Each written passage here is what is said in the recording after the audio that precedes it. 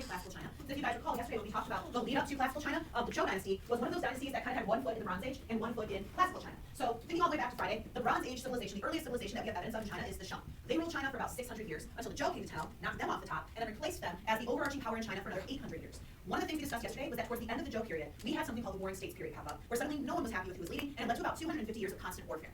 At the same time, when the wars kept dragging on and there was no end to them, we had a period called the 100 Schools of Thought. And during that period, which was also happening at the time of the Warring States, we had a bunch of philosophies about how to govern people, how to best rule, like pop up and get experimented with. And the three that ended up having the largest influence on China are Taoism, Confucianism, and legalism. I told you guys that we're dedicating just like one whole day to learning about Taoism and Confucianism, and then we'll learn about legalism when we learn about the dynasty that actually used it. Today, though, we are getting into the Qin dynasty, and the Qin dynasty is what ends the Warring States period under the leadership of a guy who is known as Shi Huangdi, which is what you say up there. He says Shi Huangdi. Now, that's not his name, that is his title. What Shi Huangdi translates to is the first emperor. So usually you'll hear him called Qin Shi Huangdi, which is the first emperor of the Qin.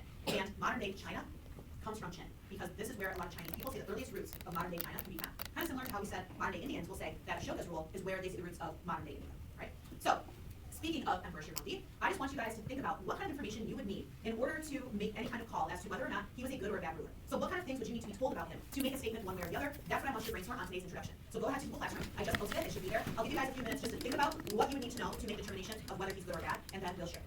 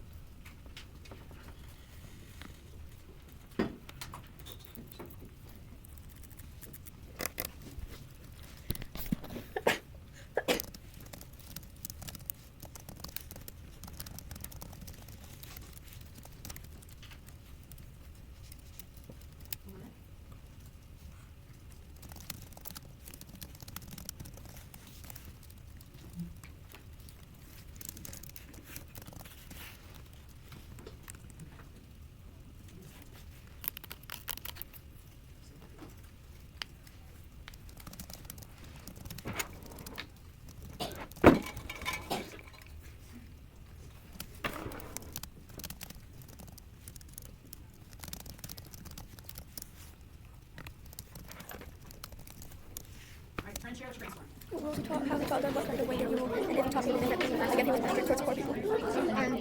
I said, what kind of way did he rule? How? What are the rules that he had, and how did he teach them?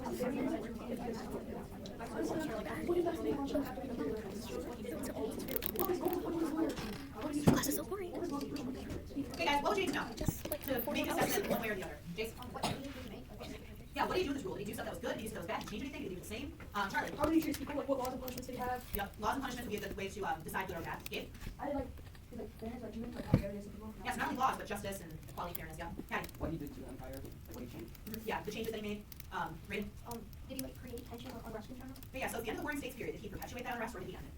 Pat? Like, how spoke to something. Which philosophy that is out of legalism, Taoism, or Confucianism. What last one was yet? Yep, all the things that we need to know. All right, have close your computers, guys. Eyes on board. I'm going to talk with you now about stuff that you can find in your Unit 3 notebook, but first, I just want to remind you that the Warring States is a little bit towards the end of the Zhou dynasty, and then we have a break that is just fighting, and then we see the Warring States period end with the Qin dynasty and Emperor Shi Huangdi. The Zhou dynasty, let me give you some preface background information. Have any of you guys heard of feudalism before? We'll learn about feudalism when it gets to Unit 4, but feudalism kind of talks about how there's like one leader, but they don't have total control. So this is what the leadership was like under the Zhou.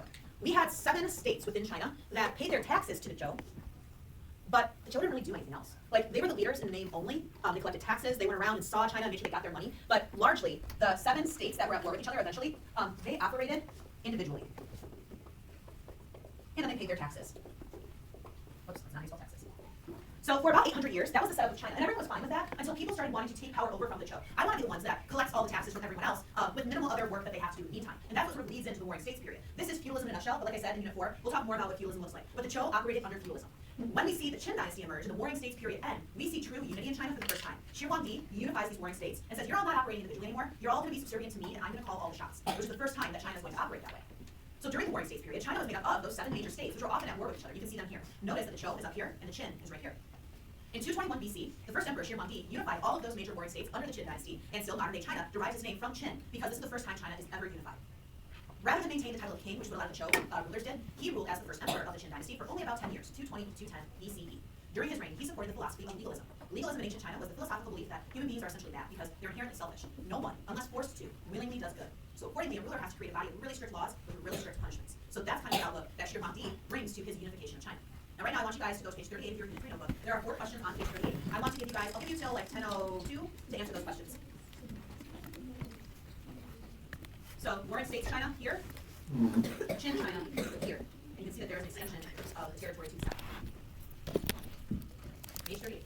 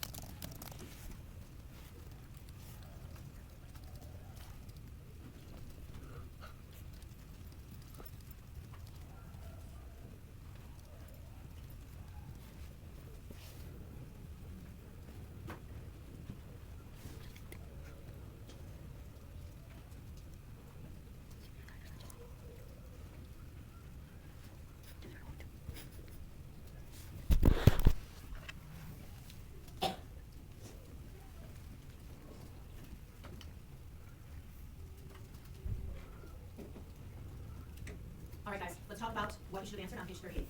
Now, the Warring States period, I hope that you all have the fact that states were warring within China. And specifically, they were among 7 of those states, and they just constantly were battling themselves for like 250 years. To a length that America has been a thing, the people in China during this period were near constant war with each other. Until we see Shi Huangdi end the Warring States period through unification. He takes these 7 states that were constantly vying for power and domination, and he conquers them and says, hey, instead of all being separate entities and paying taxes to your leader, you're all just going to be under my Qin empire. I'm from the Qin state, now you all are from the state of Qin too. Now he chooses to adopt legalism to be his guiding philosophy when he takes control of China. And as a reminder, legalism is the belief that humans are born just selfish. They will not do good things unless they get a direct benefit from it or they're forced to. Now he's the guy that ends up being, he's not the first architect of the Great Wall. The Great Wall existed before he came to power, but he's well known for extending it a massive length during his reign. Why might a leader who had lived through constant war, who then unifies all China and says, I'm the only guy in charge now, and then uses legalism, why might he also be the guy to build the wall? Charlie? Because he's scared that other people are going to try to have war with him and they're going to try to just wreak havoc and doesn't want to just wants to be peaceful. Yeah, so he's like ending this long period of war. He wants to be peaceful. He's going to do everything he can to prevent future conflict. Pat? He might build it so that way the people from outside of China can't get in. Yep. We know from Chinese geography that we have the area that people are living on the northeastern plain, Pacific Ocean to the east, thick elevated rainforest to the south, Himalayan Tibet Plateau to the southwest, and then to the direct west, 2 deserts. So the only way people are getting into China is by the north. And so where do you think the wall's built? Oh, the north. Rain. It could be like a way, another really, this isn't exactly like why it was built, but a way like you might want to send it is to like give a punishment to crime users. Yeah, so like the big thing that I put as a sample answer, but anything that you guys have is probably good. A leader like him might build a great wall to protect people, because we just finished wars, we want to maintain that peace. So protect his people, his territory from invasions, but also he's a little control. He wants to make sure he has a handle on things like trade or migration of people moving in and out of his territory. Now, when you guys are all good, where it says, why might a leader build a great wall, after you have whatever you typed, I'd like you to hit enter. And what we're going to do now is go over a pros and a cons list of the good and the bad that are attributed to Shi Huangdi. We didn't add a separate place to put this in your notebooks, obviously. So what I'd like you guys to do is when we go over achievements and non-achievements, or pros and cons of each rule, I would like you to put what you consider to be the top 3 pros and the top 3 cons in that same box. So right now, hit enter a couple of times and write pros, and get ready to type what I'm going to talk to you about here in a second. Now, the first thing I want to drive home to you guys is that one of our jobs as historians is to think about if individuals like Shi Huangdi are good or bad. History is not about sitting here and being like, oh, well, he ruled in these years, and he ruled this territory, and his name was this. So that's good information you need to know. What historians actually do is they make assessments like this. They take all the facts, and then they have to break down what's the overarching thing that's important to us thousands of years later, okay?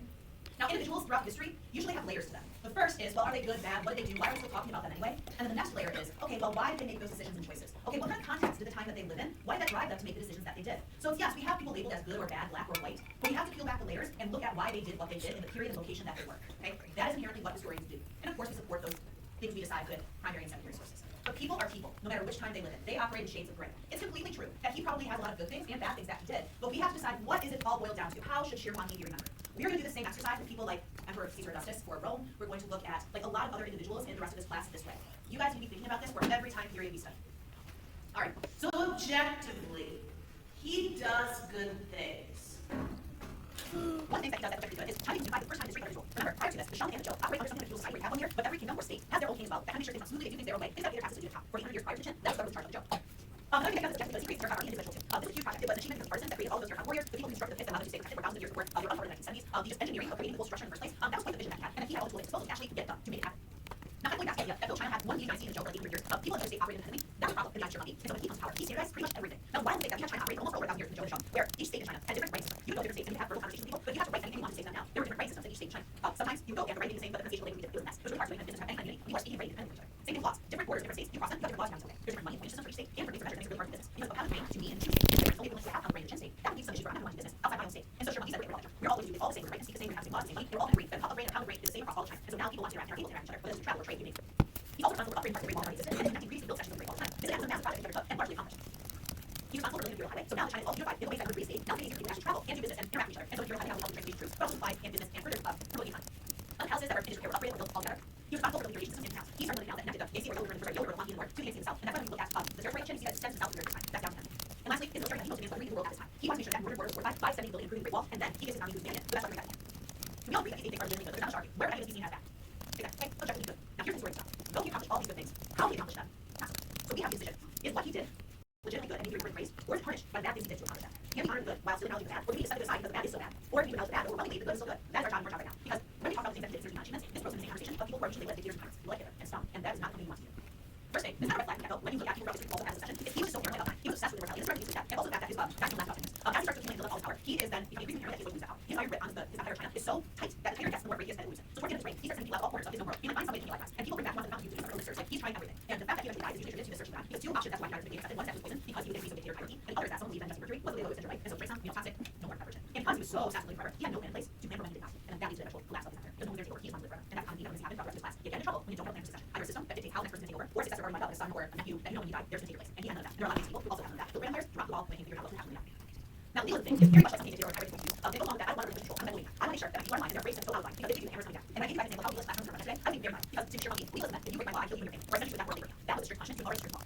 And I'm going to hand that. It's essentially censorship of free thinking. Like he has scholars whose job is to think and challenge and come up with new ideas. 43 of them burned alive because he didn't like what they were saying. And then he had piles of books that contradicted the history and the ideas he wanted burned. And the people who had those books were granted the cattle ransom and another for that. So they were marked as traitors or people back to them. And they're also sent to labor camps and on the Great Wall. Now, I think that sounds familiar. This is how Hitler's playbook too. When I talk about how history rhymes, when we saw Hitler literally burn piles of books in the streets of Berlin and had army march around that and overseeing all of that, happened 2,000 years ago. When we see Jews have to start dating labeled on their clothing, people are written on foreheads others. When we see concentration in labor camps in World War II, we see the same thing when we never the Great Wall. This is not like happened to Giovanni and then Hitler's journey. Those are not coincidences. We see it time and time again in 1,000 years between those two examples. And that's why understanding how history is so vital because we need to see that we're in a constant like wheel of seeing the same thing play out over and over and over again, just in different locations and situations and time periods. Right. And those different history divided into how the stream of Right, yeah, so if you look at where Great Wall is located, it's usually not only seven parts of the desert. The geography of the there is very drastic, right? Very hot, very cold. These people are working in rags. They're sent there because they're labeled an enemy. Their intention is either to get worse than that, or die anyway, or still illness, or the elements, and they're just thrown to the Great Wall and people do not. So again, we see similar situations that happen thousands of years ago. How many people we today? We go, oh, Germany and classical China, there's that too. It's your job to know that. All right, and finally, in culmination of the laborers working the Great Wall and building the Their House we're aware of the fact that him building those projects the way he did is responsible for 400,000 deaths. And a lot of stories are actually deaths on the low. Those are the ones that we can straight up conflict, but there will be many in between for that there's some there. So again, I want you to be good stuff, we all use it. Bad stuff, we all use it. What are left of them? Can people do good things in that ways, or things bad enough that it needs to good? Or are both true? We have to acknowledge both, but we have to talk about both. And that's kind of hard to do also. So that's what I want you guys to know, is the same conversation that we brought up earlier when I was in but in my hands right now one thing and that's obviously got all this stuff right now.